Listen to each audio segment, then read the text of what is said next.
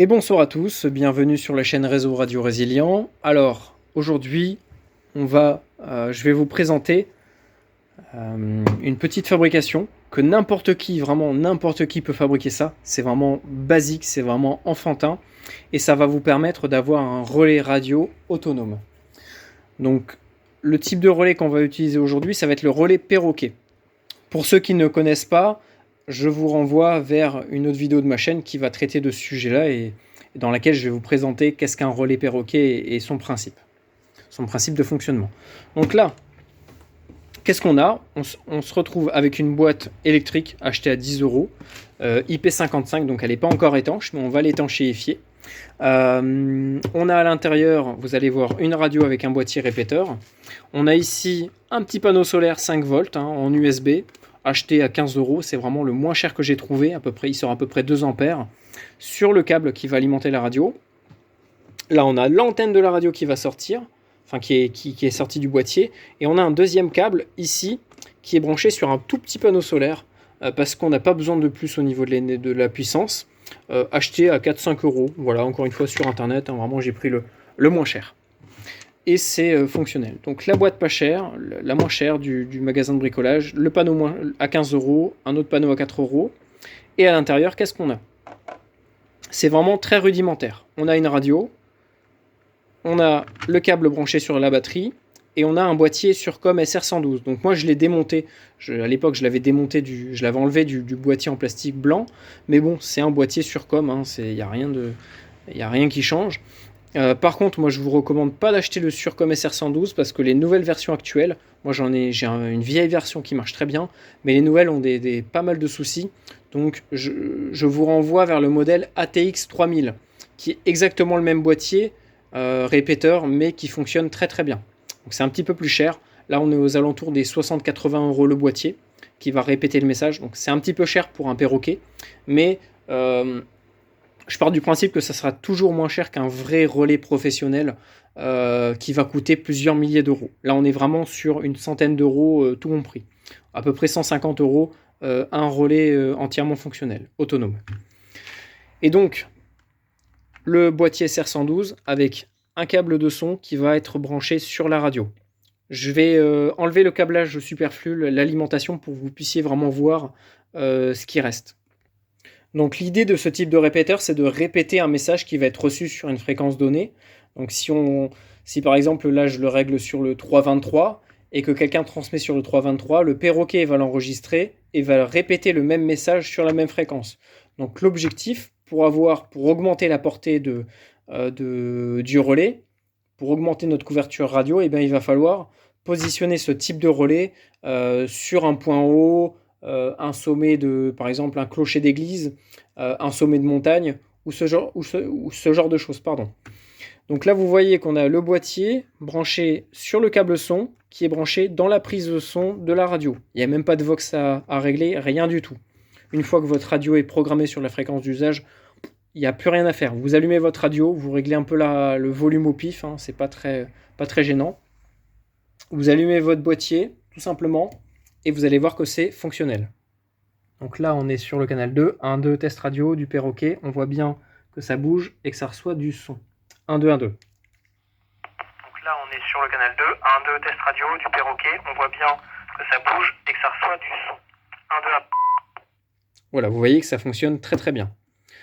Donc le son est nickel. On va pouvoir peut-être un petit peu le réduire si jamais c'est un petit peu trop fort et qu'on va envoyer des choses particulières, de la donnée, etc. 1-2, test radio. 1-2, test radio. Donc voilà, on a un relais fonctionnel. Là, il faut savoir que l'autonomie de ce type de relais est d'environ une semaine, puisqu'il faut savoir que le boîtier Surcom peut tenir, je pense, 5-6 jours sans être alimenté. C'est une petite batterie de 800 mAh, donc si on met une grosse batterie au lithium derrière, je pense qu'on peut avoir une énorme autonomie. Pourquoi est-ce que j'ai choisi un Retevis RB617 ? Pourquoi est-ce que je suis parti sur ce modèle-là plutôt qu'un Retevis RT24 ou un Baofeng UV5R ? Parce que c'est une radio qui va être alimentée directement sur la batterie en 5 volts. Donc ça nous évite d'avoir des câbles du superflu. Là, tout est en 5 volts, donc c'est beaucoup plus simple, c'est vachement moins cher. La batterie assez importante au niveau de la capacité. On est sur du 4400 mAh, donc ça veut dire 4,4 ampères pendant 1 heure, c'est pas mal. Il faut savoir que cette radio-là, en veille, peut tenir facilement 1 semaine, je l'ai testé. En veille permanente, la radio ne consomme quasiment rien, donc c'est très très intéressant. Et en puissance émise, c'est entre 1, alors puissance basse c'est 1 watt et demi, et puissance haute c'est à peu près 3 watts. Donc c'est amplement suffisant pour un relais qu'on va percher dans la nature et qu'on va alimenter avec un petit panneau solaire. L'antenne, on va pouvoir la changer. Donc là, j'ai gardé celle d'origine pour la démo, puis parce que j'en ai pas forcément d'autres sous la main. Mais on va pouvoir, je vous recommande de au moins mettre une 1/4 d'onde. Donc c'est une antenne qui va faire au moins 16 cm de haut et qui est vraiment destinée uniquement qu'à la bande UHF. Donc à partir de là, voilà, on a juste à tout fermer, tout isoler. Donc ce que je vais faire pour la rendre vraiment étanche, je vais couler de la colle à chaud tout le long de ça, là, des petits bouts de plastique. Donc là, j'en ai percé un pour les câbles d'alimentation, et j'ai le deuxième qui est juste là, qui va me permettre de passer l'antenne. Et encore une fois, je vais couler de la colle à chaud dedans. Là, il y a des joints tout autour, donc ça, c'est déjà étanche. On a juste à fermer la boîte, hop, tac, à la peindre pour la camoufler, même à l'enterrer si on a envie. Et par contre, il faut que l'antenne soit bien positionnée. Il ne faut pas que ça soit contre des rochers ou contre de la tôle ou n'importe quoi, ou contre le sol.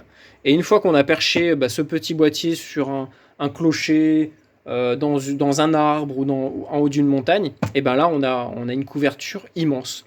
Il faut savoir que sur les bandes UHF, même avec 1 watt, un petit watt, tant que vous allez être à vue, ça va passer.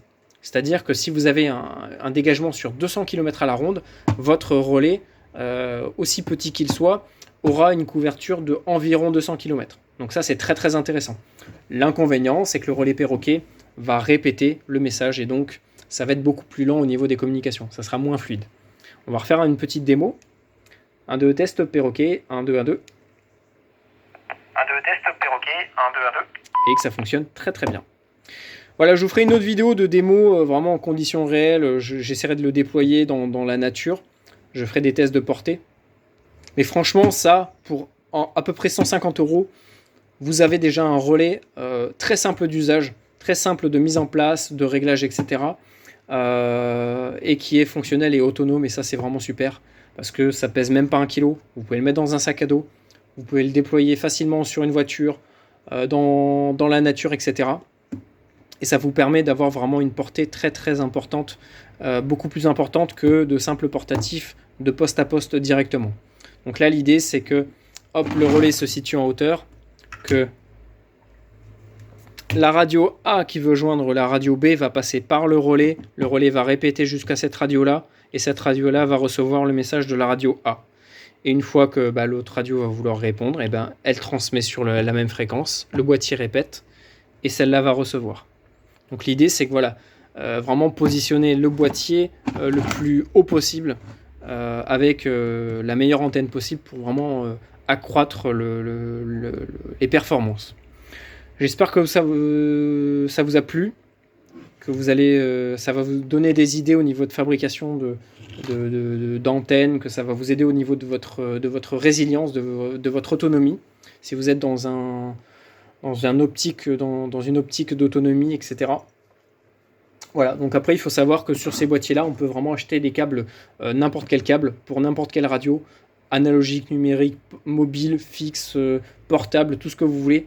Tout est compatible avec le Surcom SR112 et avec les autres boîtiers Surcom. N'hésitez pas à rejoindre le Discord si vous avez des questions, si vous voulez plus d'infos par rapport à tout ça. N'hésitez pas à poser vos questions dans les commentaires. N'hésitez pas à rejoindre le réseau Radio Résilient via l'application Zello. Donc en téléchargeant Zello, vous créez un compte et vous cliquez sur le lien qu'il y a dans la description, et vous allez directement arriver sur le canal du réseau Radio Résilient sur lequel on est, et on va pouvoir échanger au niveau des communications, de l'autonomie, etc. Voilà, bonne soirée à vous et à la prochaine.